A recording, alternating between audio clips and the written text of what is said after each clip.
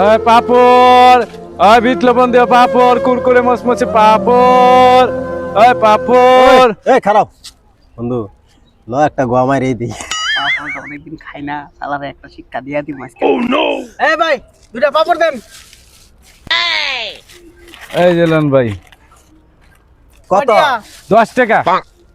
বন্ধু যা, আরে 100 টাকা দিয়া দিই। দে দে দে দে দে দে গরিব মানুষ দে দে দে তুই না 100 টাকা দিলাম, যা খাগা যা।